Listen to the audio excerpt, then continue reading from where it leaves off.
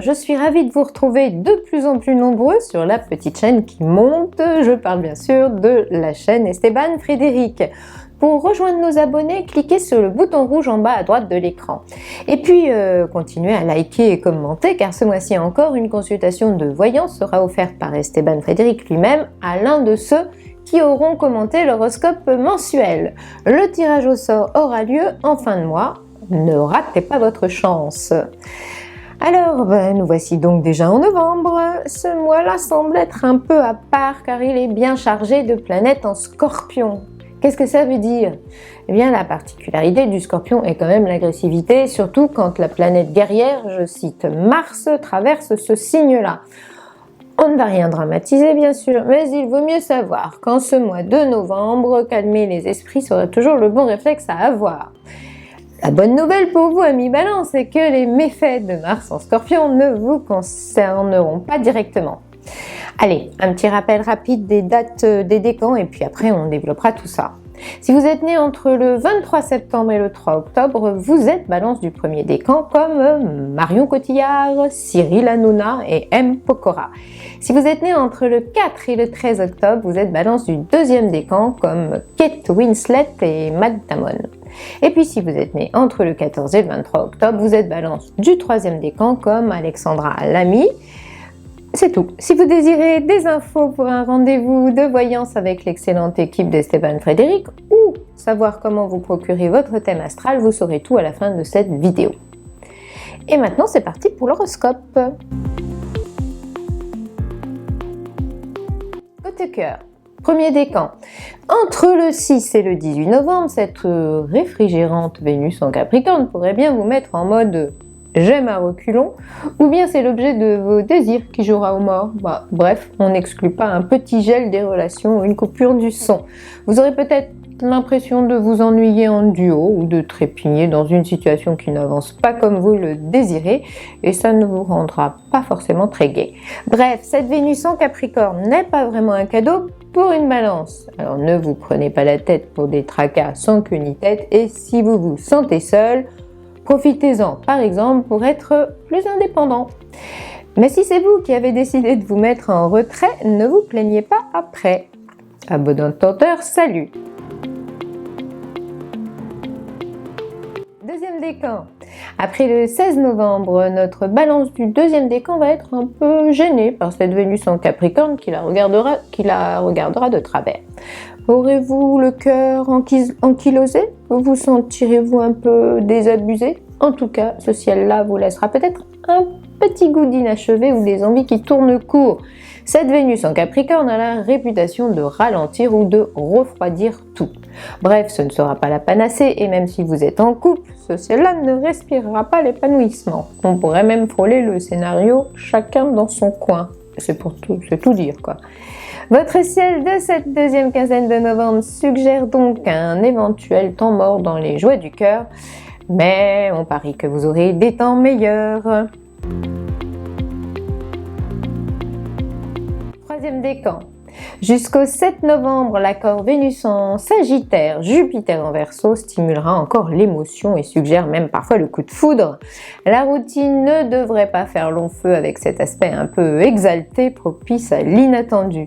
Votre facette la plus fougueuse pourra s'en donner à cœur joie car l'être de votre vie ou celui de vos pensées sera sans doute à la hauteur des multiples marques d'affection que vous lui prodiguerez.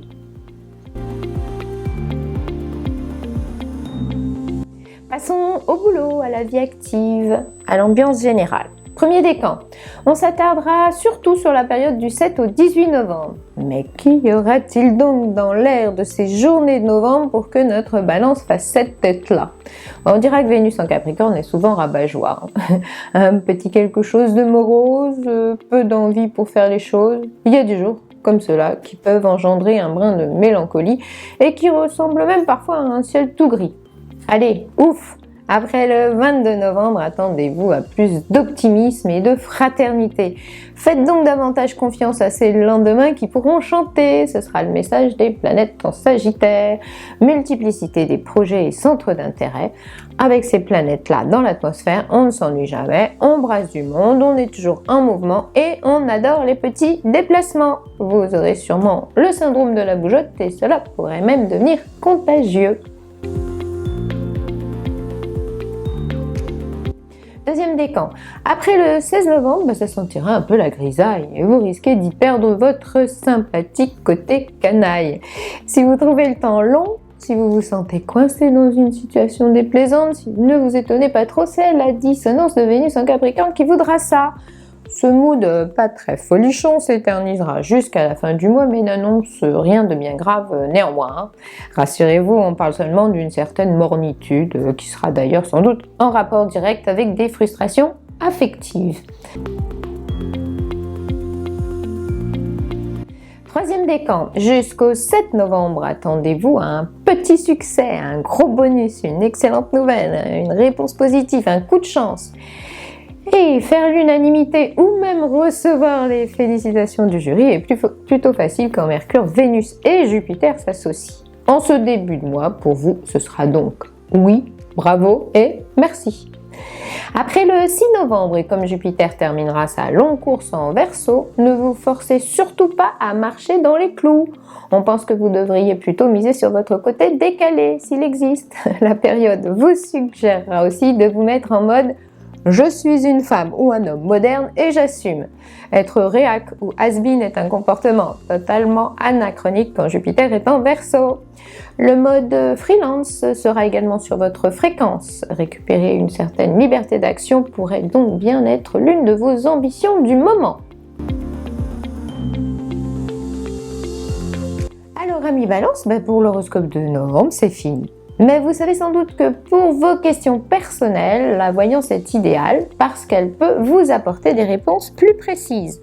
Sur le site esteban-frédéric.fr, vous trouverez facilement des professionnels performants choisis par Esteban Frédéric pour la qualité de leur don de médium. En plus, vous pouvez prendre rendez-vous 7 jours sur 7 et ce n'est surtout pas négligeable. Enfin, j'invite ceux et celles qui désirent mieux se connaître, mais aussi découvrir tout ce que l'astrologie révèle sur leur potentiel et leur évolution, à faire leur thème astral. Cette étude se trouve dans la rubrique astrologie du site esteban-frédéric.fr et est une interprétation riche et complète de votre carte du ciel. Vous voulez savoir ce que toutes ces petites planètes qui habitent le ciel de votre naissance disent sur vous et votre futur? Alors n'hésitez pas à vous offrir votre thème astral. Alors attention, munissez-vous de votre heure de naissance, elle est nécessaire à l'élaboration de cette étude phare de l'astrologie. Il me reste à vous donner rendez-vous le mois prochain sur cette même chaîne Esteban Frédéric, évidemment, et d'ici là, recevez mes amitiés cosmiques.